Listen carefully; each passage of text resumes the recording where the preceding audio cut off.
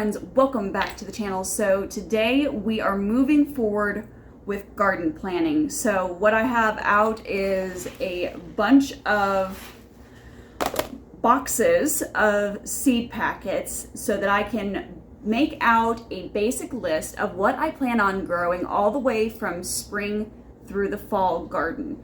Because for me, I don't know about you, but I like to have an outlined plan, especially since I'm in a small space, and this is helpful particularly for crop rotation. It allows me to not put certain plants next to each other or right after each other that shouldn't be. An example would be kohlrabi. Kohlrabi does not get along with a lot of different crops, so I love kohlrabi. I love to eat kohlrabi. So it's usually prudent for me to go on ahead and outline everything that I want to grow in a gardening season and then plan accordingly.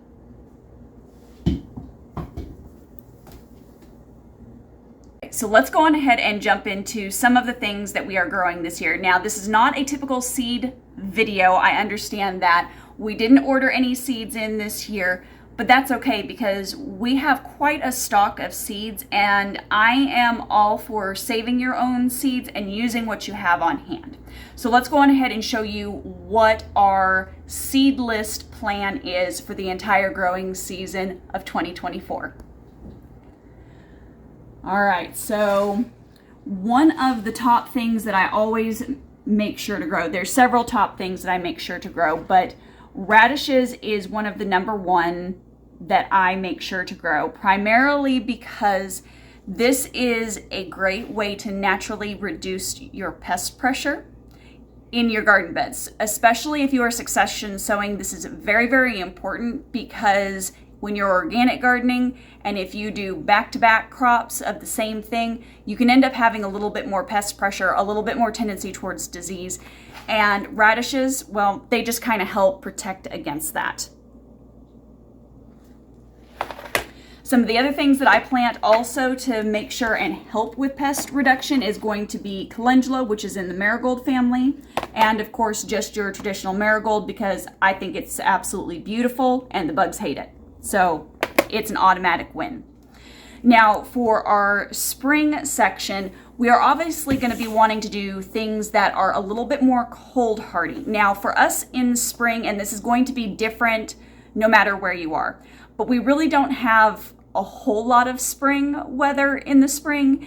It does a lot of highs, lows, big spikes. So when I am selecting my spring crops, I tend to select seeds that are either called slow bolt or heat tolerant, because things such as cabbage, they do not like to get warm. If they get warm too fast, they'll just literally go to seed and you'll end up not having a cabbage.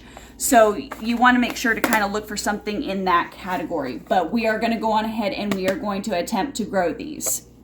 Now, one of the easiest crops, and this tends to be a cover crop in our area. So basically a lot of the farmers will just plant this crop and then take a tiller and till it into the soil. And that's because it's really rich in nitrogen, and that's going to be your beets. Okay, so I've got quite a few different varieties of beets. So I'll probably just be doing a mix. We do love to roast them and grill them, particularly in the spring. And even with our highs and our lows, I don't seem to have bolting issues with our beets.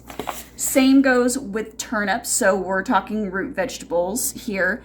These seem to respond basically the same way that beets do, a little bit lower in nitrogen. So if you're looking to do something as a cover crop to add nitrogen into your soil, turnips aren't going to be it. They're going to add some phosphorus and magnesium into your soil, but they will not be adding a lot of the nitrogen aspect.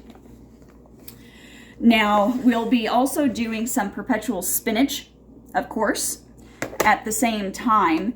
And this perpetual spinach will take us into, I guess you could say, the summer garden. So summer garden, obviously, we're going to be looking at having tomatoes, and we're going to be growing two different varieties. We'll be doing the yellow German and then the San Marzanos. And then we are going to be growing a bunch of peppers this year. So this year is going to basically be our hatch pepper year. We're going to be loading up as many as we can of those. We don't need any Mad Hatters because we ended up with a huge crop of Mad Hatters off of 3 plants last year. So we won't be planting those guys because we're going to have plenty to get through the year. Now, also spring going into summer, so basil. And I have several different varieties of basil for several different reasons. So I have a traditional sweet basil that I love to make pesto out of, but I also have a purple opal basil that I love to dry and use as a tea in the winter. So I'll be doing both of them. Plus, I'll be doing an Asian basil, which tends to have a larger flower on it. It's really, really beautiful, and the pollinators absolutely love it. So it's kind of more for them than for me, but it also smells amazing. Now, the other thing we'll be doing is cucumbers. This is something that I can pretty much eat freely, even with all of my allergens. So we will be doing quite a few different cucumbers this year. Might as well go on ahead and use up the seeds that we have. So those will be going along the trellises most likely. Now, the other thing that we will be planting is some mizuna. Hopefully I'm pronouncing that correctly. But the mizuna is very similar to a spinach. It's a little bit meatier than a spinach and stands up to cooking. So if you like to add spinach or kale to soups or stews, the mizuna is also an excellent option for cooking as well. You can also just saute it along the way. Now, the kohlrabi is going to be the only thing that I want to plant this year that's going to be a little bit of a workaround on the list. So kohlrabi, as I mentioned, is not friends with a lot of different crops. So I believe it is beans and tomatoes. I can't remember if peppers fall into that as well. So I will be very diligent and careful not to be putting these into the same bed as those, because while I love kohlrabi, not all my plants do. So just be mindful of what you're planting. Okay, let's go on ahead and move on to the list, and I'll explain to you why I make this list and I guess the way that my brain works. So ultimately, I look at my whole 2024 year, my must grow varieties.